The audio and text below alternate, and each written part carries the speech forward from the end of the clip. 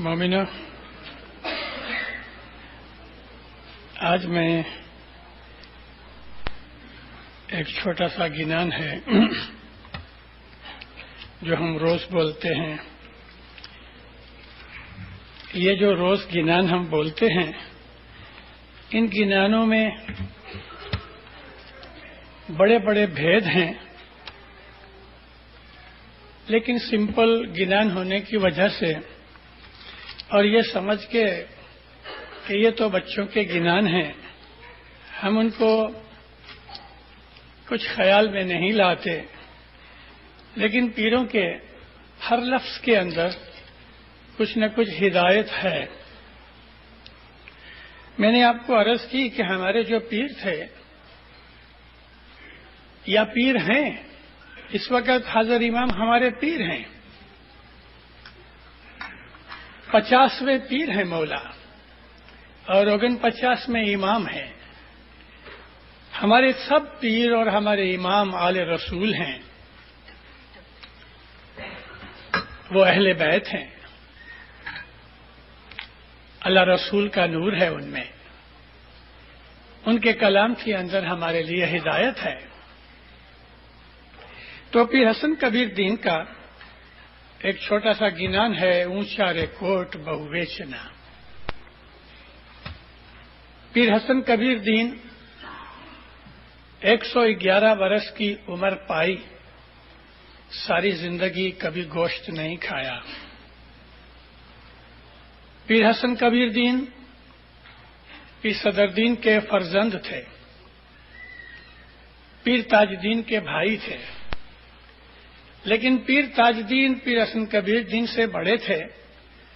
پیری جوما پہلے چھوٹے کو ملا، پیر حسن کبیر دین کو، اور پیر حسن کبیر دین کی وفات کے بعد پیری جوما امام مستنصر باللہ نے پیر تاج دین کو دیا. پیر حسن کبیر دین نے، اگر ہم ان کے گنان پڑھیں تو ان کی زبانی ہمیں پتہ لگتا ہے کہ انہوں نے فرمایا، میں نے بہت عرصے تک خدا کی ایک پاؤں پہ کھڑے رہ کے بندگی کی. پیر حسن کبیر جی نے فرمایا کہ میں نے 4 یگ تپ کیا، اور وہ 4 یگ کے لگ بھگ 40 لاکھ برس ہوتے ہیں. یوں تو 4 یگوں کے 43 لاکھ اور 20,000 برس ہوتے ہیں، لیکن پیر حسن کبیر دین کو 500 سال ہوئے، اور 4.25 لاکھ برس کل یگ کے ابھی بھی باقی ہیں. تو اس وجہ سے ان 40 لاکھ برس پیر حسن کبیر دین نے بندگی کی. ہمارے اندر بہت سے ہمارے ایسے بھائی ہیں جو خصوصاً طور پہ ہندوستان پاکستان سے آئے ہیں. کچھ لوگ افریقہ میں بھی ایسے ہیں کہ جو اپنے آپ کو مسلمانوں سے ہلکا سمجھتے ہیں، اور ان کے دل و دماغ کے اندر شریعت نے قبضہ کیا ہے. گنانوں کو وہ ہلکی نظر سے دیکھتے ہیں اور شریعت کی طرف زیادہ جھک گئے ہیں. اس کی وجہ یہ ہے کہ انہوں نے اسماعیلی مذہب اور طریقے کو سمجھا نہیں. مجھے معلوم ہے ہمارے کچھ اسماعیلی بھائی کراچی کے اندر نماز پڑھتے ہیں، الگ مسجد بھی بنائی ہے، خدا ان کو نیک ہدایت دے. اگر ہم اپنے اسماعیلی مذہب کو حقیقتاً ڈھونڈ کے سمجھیں، میرا خود کا یہ کہنا ہے، اور وہ کہنا صرف کہنا نہیں، میں نے اپنی زندگی اس میں گنوائی ہے. گئے آدھی صدی سے زیادہ میں کتابیں پڑھ رہا ہوں، سفر کیے ہیں، اماموں کے حضور میں رہا ہوں. 24 برس میں نے گنانوں کے پیچھے لگائے ہیں. میرے دل کو یہ تقویت اور اطمینان ملا کہ ہمارے پیروں کے گنانوں کے اندر حدیث اور قرآن کے علم کے سوا اور کچھ نہیں۔ رسول اکرم کی ایک حدیث ہے، فرمایا میں ہر نبی کے ساتھ تھا اور ہر نبی کے اندر میرا نور تھا۔ تو حضرت رسول اللہ تو 63 برس کی عمر میں گزر گئے، تو 1,24,000 پیغمبروں کے اندر وہ کیسے ساتھ تھے؟ میں ان آدمیوں سے پوچھتا ہوں کہ جو یہ کہتے ہیں کہ پیر حسن کبیر دین، میں نے ابھی کہا 111 برس کی زندگی پائی، تو پھر 40 لاکھ برس کی عبادت کیسے کی؟ میرے ہی منہ سے سنا آپ نے کہ 111 برس کی زندگی پائی اور میں آپ کو کہہ رہا ہوں کہ 40 لاکھ برس بندگی کی، تو کیا میرا دماغ خراب ہے؟ دنیا کے اندر ہم لوگ جو یہاں بیٹھے ہیں اور اس وقت دنیا بھر کے اندر جتنے بھی 4 ارب کی بستی ہے، ہماری یہ زندگی کوئی پہلی زندگی نہیں، ہم مرے ہوئے تھے۔ اللہ تعالیٰ فرماتا ہے کنتم امواتن، تم مرے ہوئے تھے، میں نے تمہیں زندگی دی۔ تفسیر کرنے والے کبھی بھی 2 تفسیر کرنے والے ایک دوسرے سے نہیں ملتے۔ ہم نہ تو فرمان علی ملا کی تفسیر مانتے ہیں، نہ مولوی کفایت اللہ کی تفسیر مانتے ہیں، نہ ثناء اللہ خان کی تفسیر مانتے ہیں، نہ پکتھول کی تفسیر مانتے ہیں، نہ یوسف علی عبداللہ کی تفسیر مانتے ہیں۔ ہم تفسیر ماننے والے اسماعیلی شیعہ اپنے اماموں کی تفسیریں مانتے ہیں۔ میں نے اپنی ماں کا دودھ پیا ہے، دوسرے کی ماں کا دودھ نہیں پیا۔ میرا کہنے سے مطلب یہ ہے ماں ہے وہ پیر ہے۔ میں نے اپنے پیر کی بیعت کی ہے، ملا مولویوں کی بیعت نہیں کی۔ رسول فرماتے ہیں کہ میں ہر نبی کے ساتھ تھا، تو وہ بھائی کیسے ساتھ تھے؟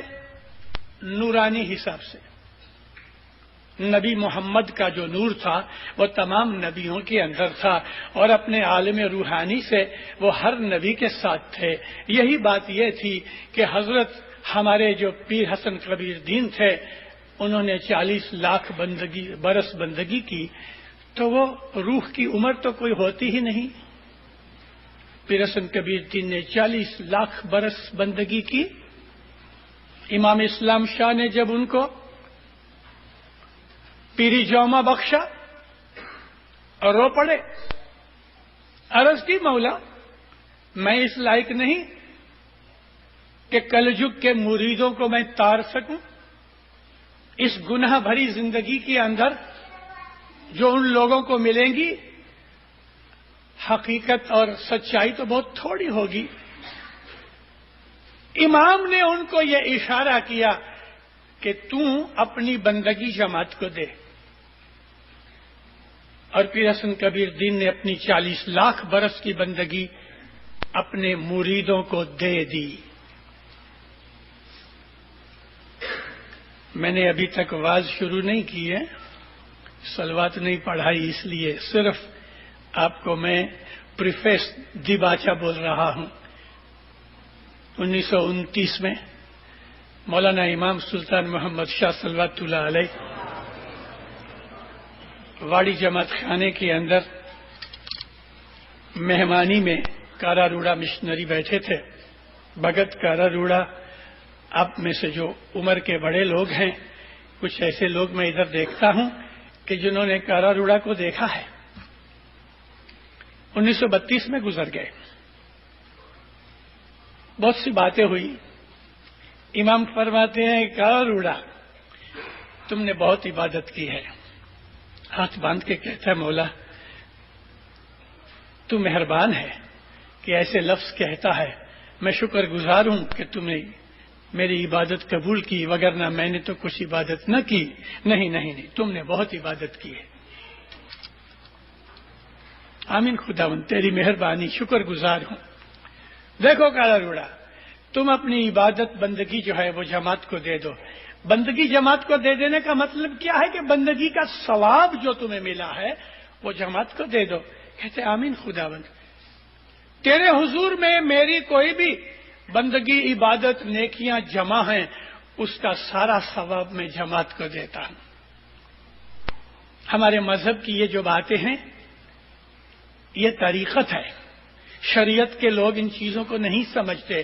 ہمارا مذہب باطونی ہے. پھر حسن کبیر دین کو اشارہ کیا کہ تم اپنی عبادت دے دے جماعت کو. پھر حسن کبیر دین نے اپنی عبادت جماعت کو دے دی، اور اس شکر گزاری کے اندر یعنی پیر حسن کبیر دین کے ہم شکر گزار ہیں کہ انہوں نے اپنی بندگی کا ثواب جماعت کو دے دیا. پیر حسن کبیر دین جس دن پیر بنے اور قیامت تک جتنے بھی اسماعیلی مذہب میں جماعت آئے گی ان تمام کے اوپر ان کی عبادت کا ثواب حاوی ہے. برس میں 2 دفعہ، کبھی کبھی 6-7 برس کے بعد برس میں 3 دفعہ ہم شکرواری بیج رکھ کے پیر حسن کبیر دین نے اپنی بندگی کا ثواب جو ہمیں بخش دیا ہے ہم اس کی شکر گزاری کرتے ہیں. یہ ہے ہماری شکرواری بیج. پیر حسن کبیر دین کا ہمارے اوپر بڑا احسان ہے. اب میں آپ کو پیر حسن کبیر دین کی یہ 4 پارٹ کی چھوٹی سی عاجزی امام کے حضور میں جس کو ہم گنان کہتے ہیں میں اس کا ترجمہ کرتا ہوں. صلوات پڑھ زندہ اللہم صلی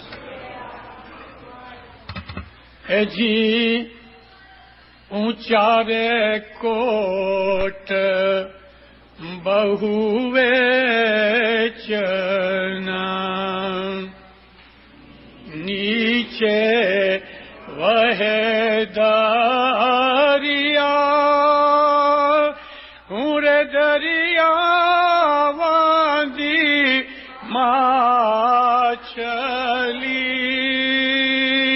سایاں تارن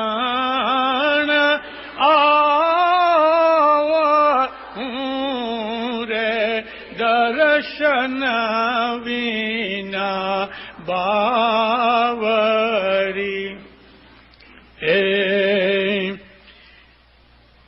بالم گھاریا ساجن گھاریا بندو بھولیا تاری بندگی سایاں صورت بتاوا رے درشن وینا باوری. پیر نے جو لفظ لکھے ہیں وہ لفظ پڑھو. پیر کی غلطی مت نکالو. اگر اس نے دیدار لکھا ہے دیدار پڑھو، اگر درشن لکھا ہے درشن پڑھو. آپ کون ہیں پیر کی غلطی نکالنے والے؟ ٹھیک ہے مسلمانوں کی وجہ سے ہم نے بہت سے گنانوں کے لفظوں کو پھرا دیا، مگر یہاں کینیڈا امریکہ کے اندر آپ کی طرف کوئی انگلی نہیں کرے گا. اونچا کوٹ، کوٹ کہتے ہیں قلعے کو، بہو ویشنا بہت بلند اور سنگین قلعہ ہے. اس کے نیچے دریا بہتا ہے. اس دریا کے اندر ایک مچھلی ہے. اس مچھلی کو اس قلعے کے اوپر پہنچنا ہے. یہ مثال دے کے پیر حسن کبیر دین اس مشکل کا خلاصہ کر رہے ہیں کہ ایک مچھلی جس کے پاؤں نہیں، جس کے پر نہیں، وہ دریا میں رہتی ہے اور ایک سنگین قلعے کے اوپر اس کو پہنچنا ہے.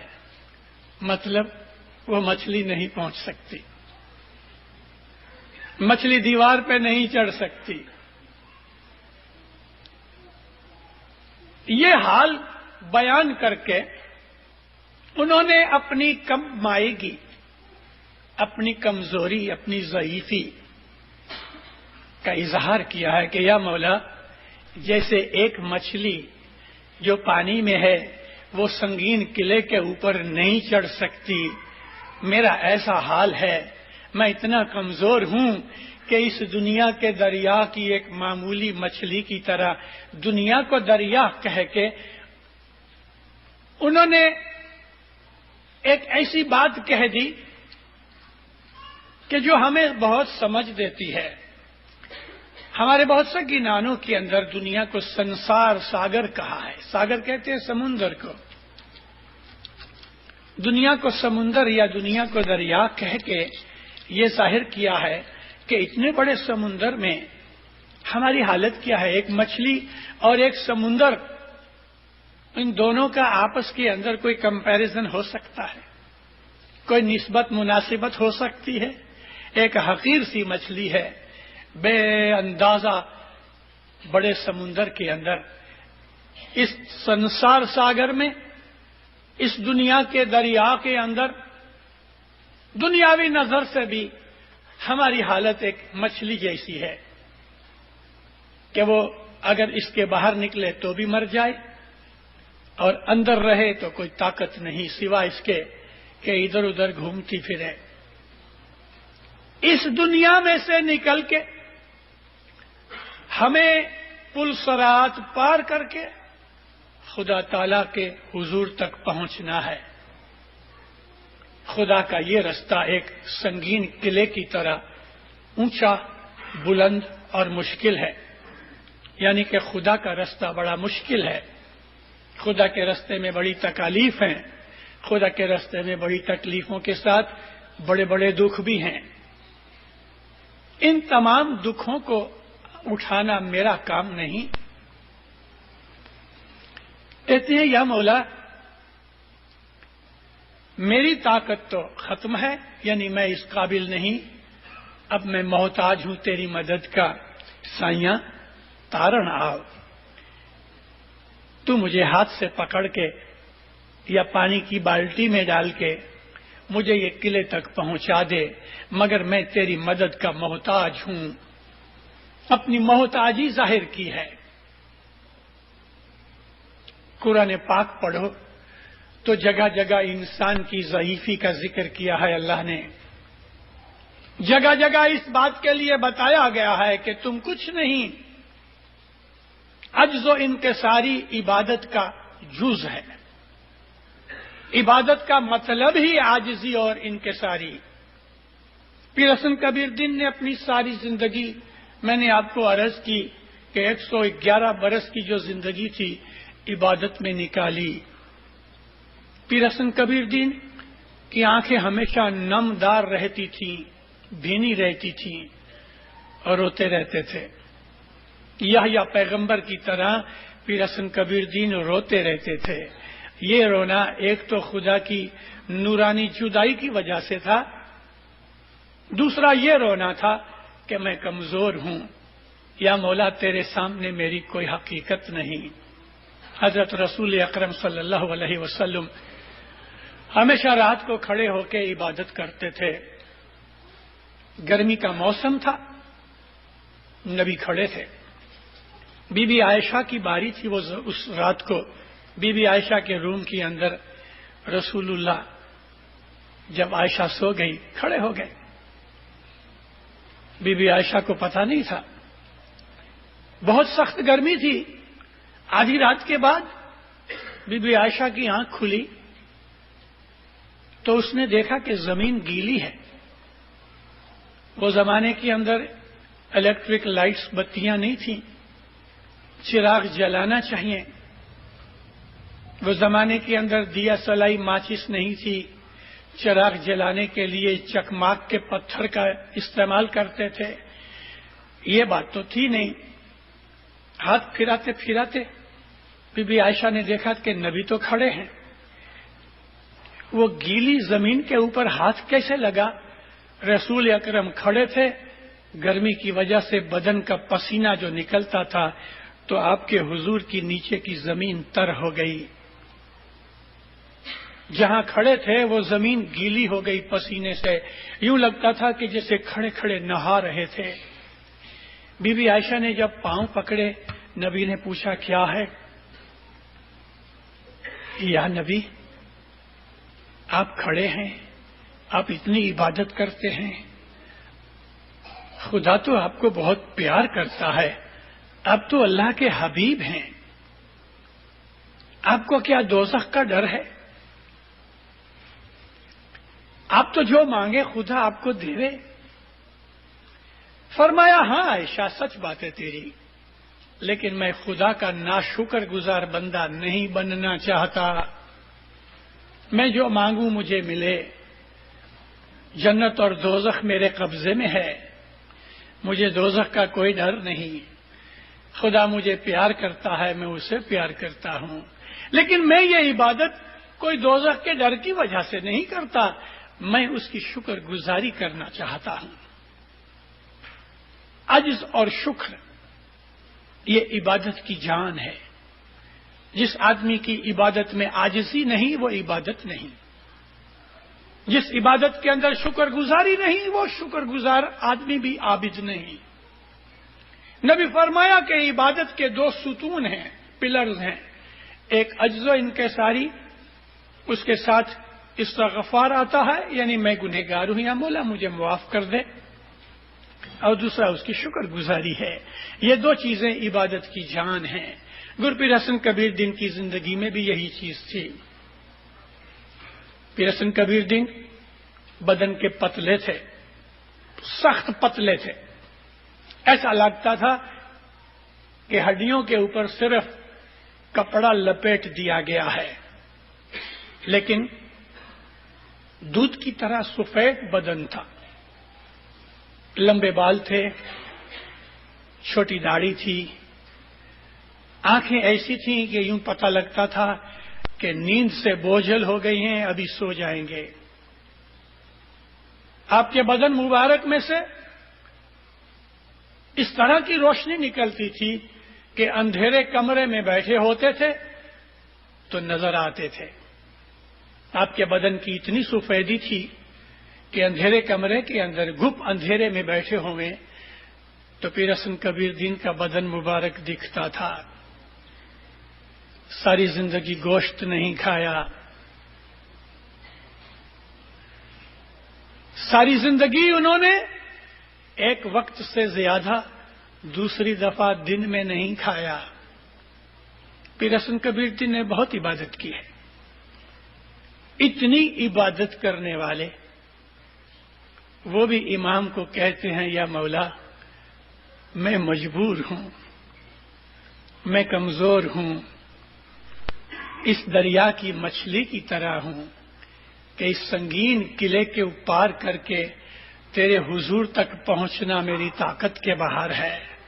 تو آ اور مجھے اپنے ساتھ لے کے جا. ہوں درشن ونا باوری، تیرے دیدار کے بغیر میں ایک دیوانی عورت کی طرح ہوں. بالم گھر پہ آؤ.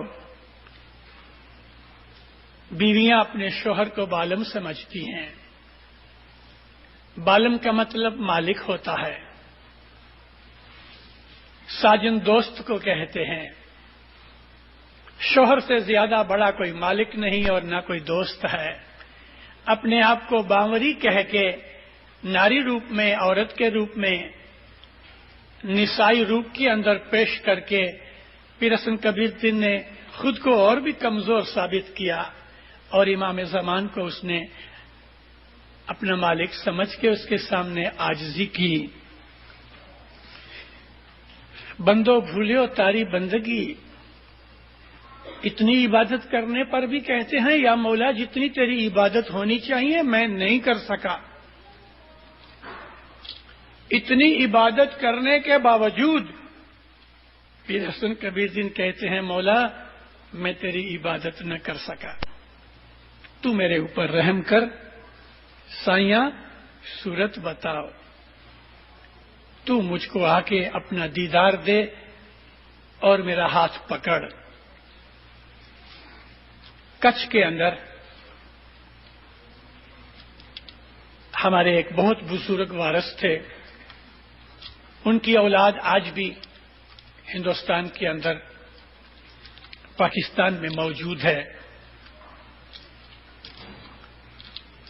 وارث مولدینا میگ جی، جس کو مولو وارث کہتے تھے. امام زمان کے گھر کی ساری زندگی اس نے خدمت کی.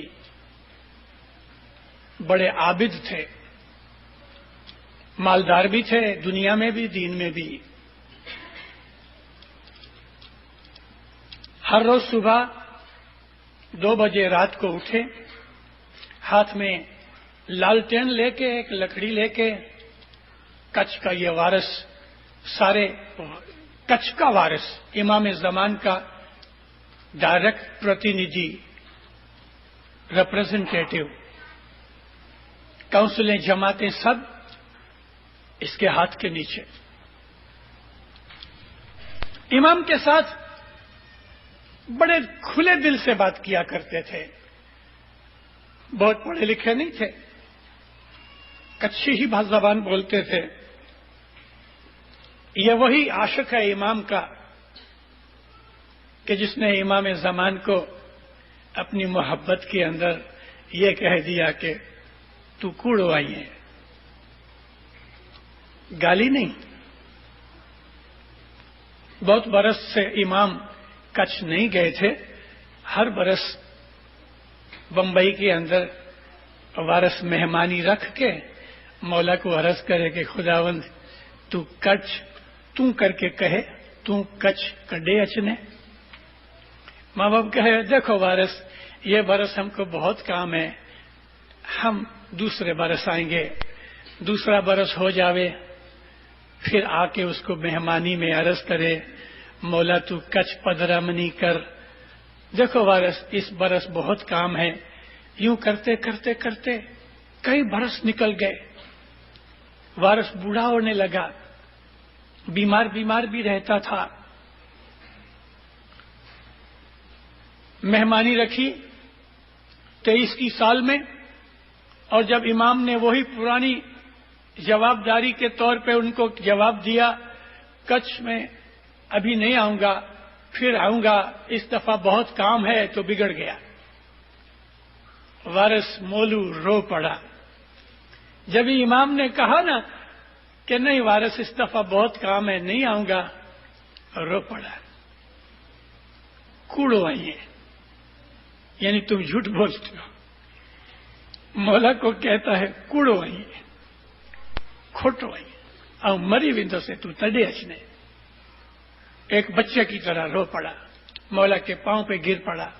مولا نے ہاتھ رکھا، مولا بھی پگھل گئے. اچھا جاؤ وارث، ہم آئیں گے، کچھ آئیں گے، اسی برس آئیں گے. مولا گیا، 24 سال میں گیا. یہ مولو وارث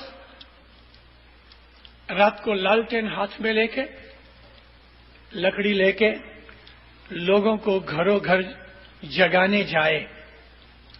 والنٹیئر تھے، جماعت بھائی تھے، کئی جوانوں نے اپنی آپ کی خدمت بھی پیش کی کہ باپا اسی ماڈویں کے اٹھاڑ ناسی کہ نہیں، یہ کام میں کروں گا.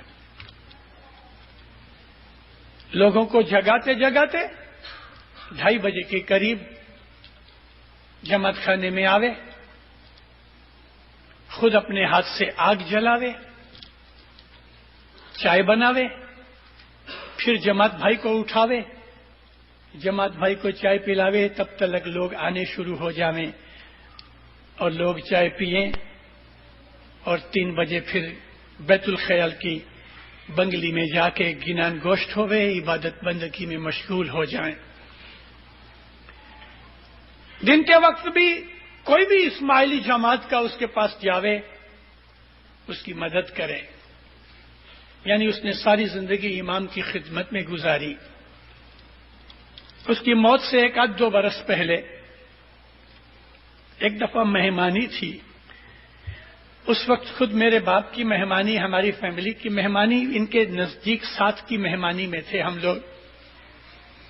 امام فرمایا مولو تم نے ہمارے گھر کی بہت خدمت کی ہے.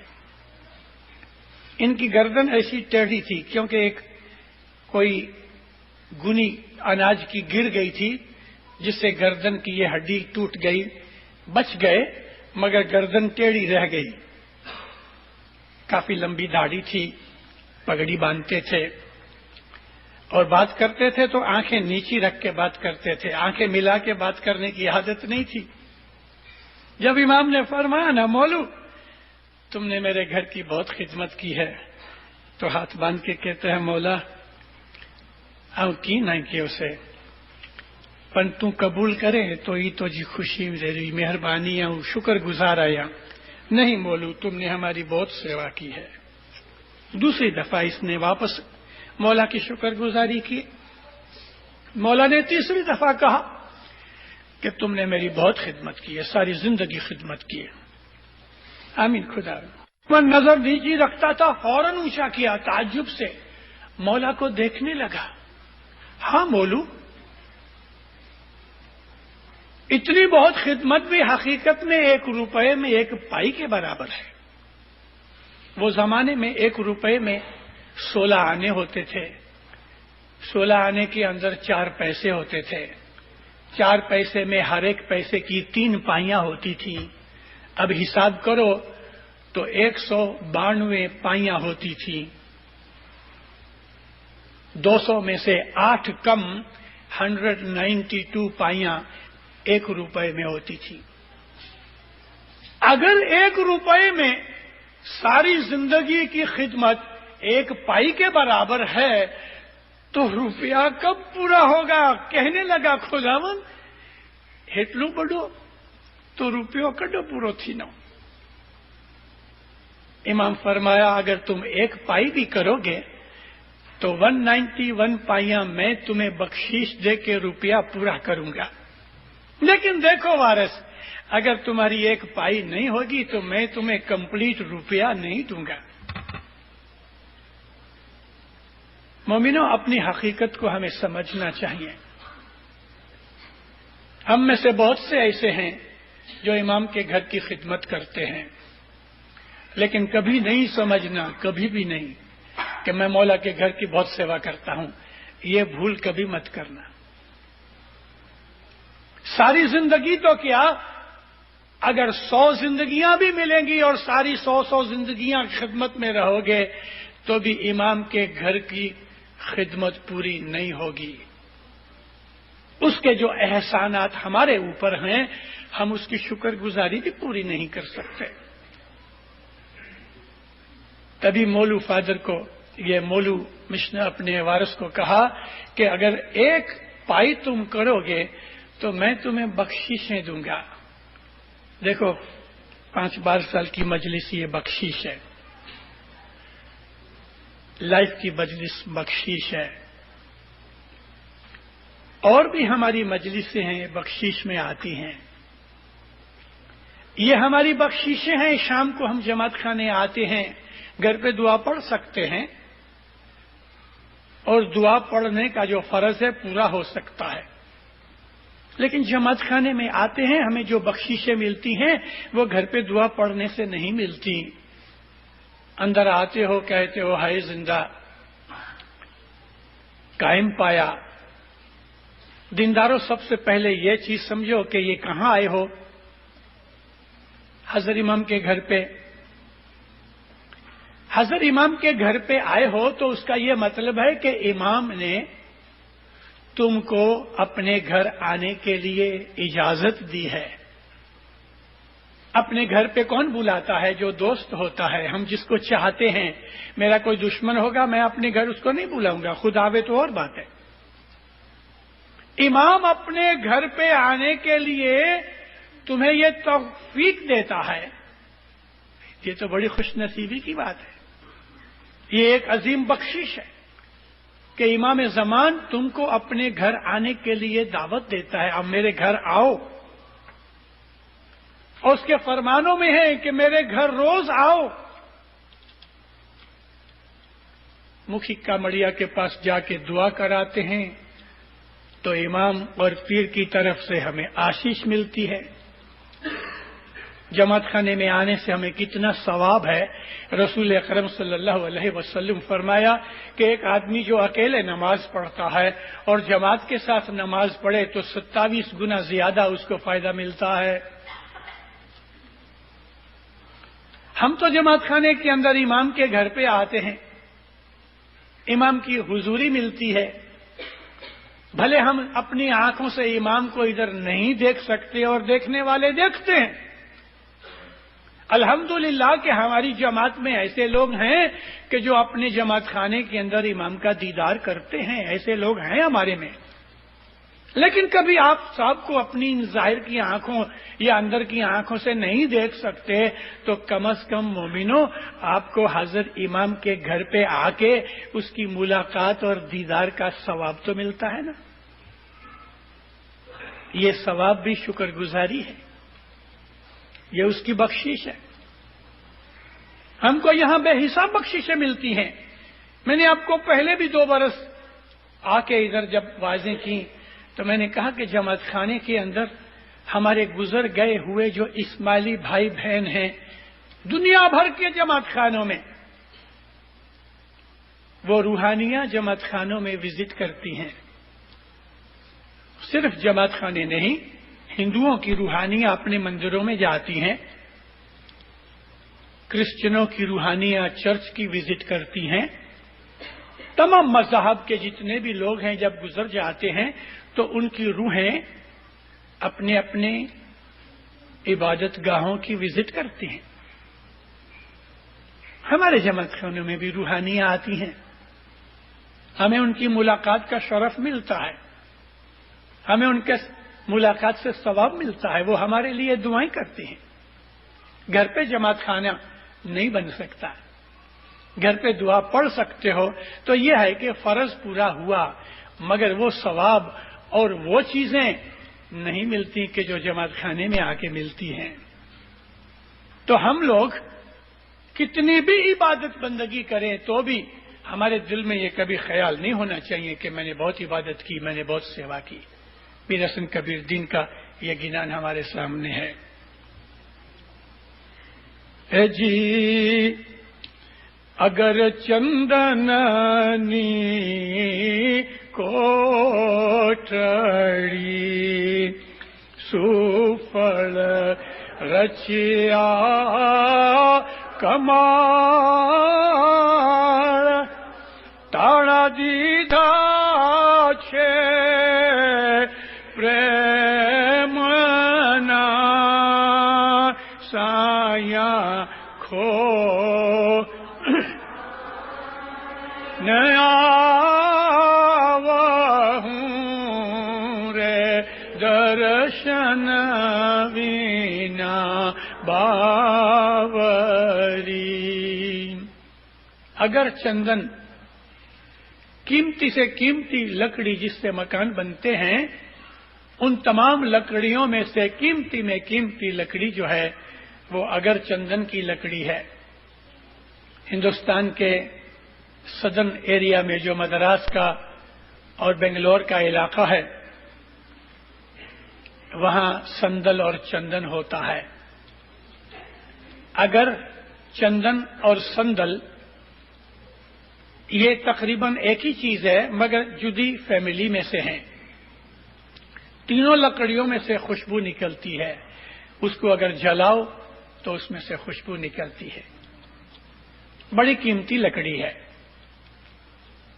इन लकड़ियों से मकानों के अंदर इस्तेमाल करने की इंसान की ताकत नहीं। राजे महाराजे ठीक है। तो यहां कहने से मतलब यह है कि अगर चंदन जैसी कीमती लकड़ियों का दरवाजा बनाना निहायत ही मुश्किल किसी किसी का काम है और उसका जो दरवाजा है बड़ी अच्छी कारीगरी से बनाया गया, ये इशारा है हमारे बदन की तरफ। हमारा बदन जो है वो निहायत ही कीमती चीज है और इसकी बनावट भी आला दर्जे की है। अल्लाह ताला ने फरमाया कि मैंने احسن تقویم کے اوپر انسان کو پیدا کیا، اور انسان کی جو شکل ہے وہ بھی خدا نے فرمایا کہ بہترین حالت میں بنائی ہے۔ پھر فرمایا اس کوٹھڑی کو، یہ کوٹھڑی کون سی؟ ہمارا سینہ، ہمارا باطن، اس کو پریم کا، محبت کا تالا لگا دیا۔ اس کے اندر خزانہ چھپا کے، یعنی خود خداوند عالمین ایک خزانہ ہے۔ اللہ تعالیٰ کا ایک فرمان رسول اللہ نے سنایا جس کو ہم حدیث قدسی کہتے ہیں۔ اللہ فرماتا ہے میں ایک چھپا ہوا خزانہ ہوں۔ یہ وہ چھپا ہوا خزانہ ہمارے سینے کے اندر ہے، اور دروازہ بند کر کے محبت کا تالا لگا دیا، یعنی یہ تالا محبت سے ہی کھلے گا۔ خدا کی محبت کے سوا وہ انتر کے اندر چھپے ہوئے خزانے کو ہم پا نہیں سکتے۔ تو فرمایا ہے کہ اگر چندنی کوٹھڑی سفڑ رچیا کماڑ تاڑا دیدھا پریم نہ سائیاں کھولن آؤ، یا مولا اب تم آ کے اس تالے کو کھول تاکہ میں وہ خزانے کو پا سکوں۔ قرآن شریف میں ایک آیت ہے، رسول کو فرماتے ہیں علم نشرح لکا صدرک، کیا ہم نے تمہارے سینے کے صندوق کو نہیں کھولا؟ یعنی رسول اللہ کے سینے کو صندوق کہا اللہ نے، اور فرمایا کہ اے محمد تیرے سینے کے صندوق کو ہم نے کھول دیا، مطلب کہ تجھ کو میں نے اپنے بھید بتائے۔ ہمارے سینے کے اندر وہ خود چھپا ہوا ہے۔ محبت کا جو تالا ہے اس کی چابی بیت الخیال کی عبادت ہے۔ بیت الخیال کی عبادت کی چابی لے کے اس کو کھولو تو امام کا دیدار ہوگا۔ سائیاں کھولن آؤ، مدد مانگی ہے کہ میں عبادت بھی کروں تو عبادت میں میری مدد کر۔ حضرت امام فرماتے ہیں تم عبادت کرو، عبادت کے اندر کوئی چیز کی تمہیں بخشش ملے وہ تمہارا حق نہیں، وہ تو خدا کی رحمت ہے۔ یہ اشارہ ادھر ہی ہے کہ یا مولا میں عبادت بندگی بھی کروں تو مجھے تیری مدد کی ضرورت ہے، تو مجھے رستہ دکھا، میرے سینے کے اس صندوق کے لگا ہوا جو تالا ہے تو آ کے کھول تاکہ میں تیرا دیدار پا سکوں۔ اے جی پنجر پڑیو پریوار نو، سارے 4 پاٹ کے گنان میں یہ جو پاٹ ہے بہت ہی سمجھنے جیسا ہے۔ پنجر پڑیو پریوار نو کوئی بوجھت جن میرے تن کی ویدنا سایہ تروپت بجھاوا رے درشن وینا باوری۔ پنجر کہتے ہیں جیل کو، پنجرا، پریوار کے پنجرے میں مقید ہو گیا، قید ہو گیا۔ رسول اللہ کی ایک حدیث ہے الدنیا سجن المومنین، مومنوں کے لیے دنیا جیل خانہ ہے۔ منجیوڑی کے فرمان امام سلطان محمد شاہ کے پڑھو، اس میں بھی امام نے یہی کہا کہ یہ دنیا ایک جیل خانہ ہے، ہم مقید ہو گئے ہیں، قید میں آ گئے ہیں۔ پھر کہتے ہیں کہ یہ بات کو کوئی کوئی سمجھتا ہے، بیوی بچے گھر بار، عورتوں کے لیے کہوں تو شوہر بچے گھر بار، یہ ایک جیل خانہ ہے۔ اس کے اندر انسان اتنا لگ گیا ہے کہ حقیقت کو بھول گیا۔ بہت پرانی ایک بات مجھے یاد آ گئی۔ بمبئی میں ایک عورت نے مہمانی رکھی امام کے حضور میں، 50 برس کی بات ہے۔ اس مہمانی میں وہ اکیلی ہی بیٹھی تھی، اس کا کوئی دوسرا رشتہ دار سگا کوئی نہ تھا۔ بڑے تعجب کی بات تھی، نہیں تو عموماً لوگ مہمانی کے اندر اپنے یاروں دوستوں کو بھی بلا لیتے ہیں۔ امام جب آ کے بیٹھے، اس کی آنکھوں سے آنسو نکلنے لگے۔ مولا فرمایا تم اپنی بات کرو، کیا ہے؟ کہتی ہے مولا شادی کرنے سے پہلے میں عبادت کرتی تھی، مجھے بہت اس کے اندر کامیابی ہوئی، میں نے تیرا دیدار بھی پایا، لیکن یا مولا جب سے شادی کی ہے میری صبح کی عبادت بھی گھٹ گئی، اور مجھے صبح وہ چیزیں جو ملا کرتی تھیں وہ بند ہو گئیں۔ روتی جاتی تھی، کہتی جاتی تھی، لیکن جب اس نے سب پورا کر لیا تو برداشت نہ کر سکی، زیادہ بول نہ سکی، خوب روئی۔ مولا نے ہنس کے فرمایا میری بچی تم جو کہتی ہے وہ سچ ہے،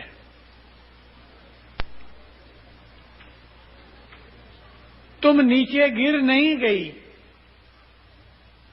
تیرا درجہ گھٹ نہیں گیا، لیکن تیری شادی کے بعد جو تیرا شوہر، ساس، سسر، بچے، یہ بھی خدا کی طرف سے فرائض میں آتے ہیں، یہ کرم کے لیک ہیں جو ہمیں اٹھانے پڑتے ہیں۔ اپنے شوہر کی خدمت، ساس سسر کی خدمت، بچوں کی خدمت، دھیان وغیرہ رکھا۔ تو اگر اپنی دنیاوی حالت اور فرائض میں پوری رہے گی اور اس کے ساتھ ساتھ عبادت جاری رکھے گی تو ایک دن تم کو وہی خوشیاں واپس نصیب ضرور ہوں گی۔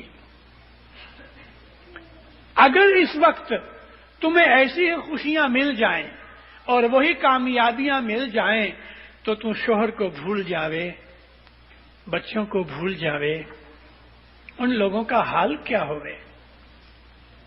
پھر ماں باپ فرمایا دیکھو دنیا ہے، دنیا کی زندگی ہے، وہ ایک پنجرے کی طرح ہے۔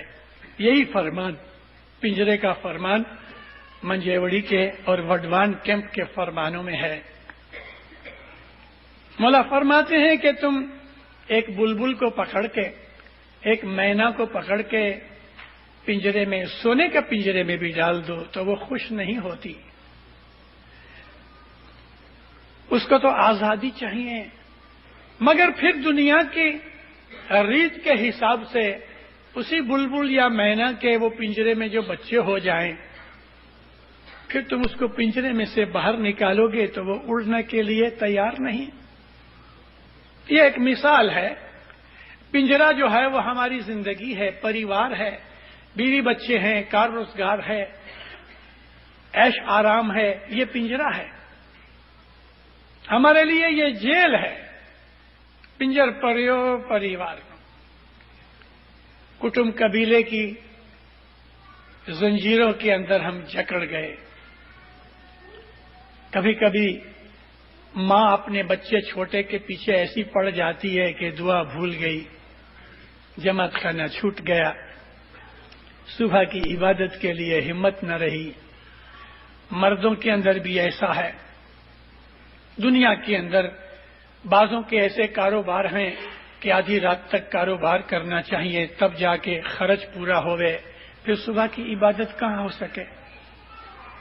تو دنیا کی جو یہ زندگی ہے، پھر حسن کبیر دین فرمایا یہ ایک جیل ہے۔ ایک اور گنان کے اندر یہ الفاظ ہیں کہ سب کوئی جانو جال ہے، جال کہتے ہیں نیٹ کو، لوک کٹمب پریوار، لوگوں کے یعنی دوست رشتہ دار کٹمب پریوار جو ہے یہ ایک جال کی مثال ہے کہ جال ڈال کے مچھیاں پکڑتے ہیں، جانور پکڑتے ہیں، پرندوں کو پکڑا جاتا ہے، تو ہم بھی جال میں پکڑے گئے، یہ جال ہے۔ عابد لوگ، حقیقت کو جاننے والے، خدا کے جو عاشق ہوتے ہیں دینداروں، وہ اس جال کو سمجھتے ہیں، وہ اپنے فرض پورے کرتے ہیں، لیکن دل ہر وقت ادھر اوپر رہتا ہے۔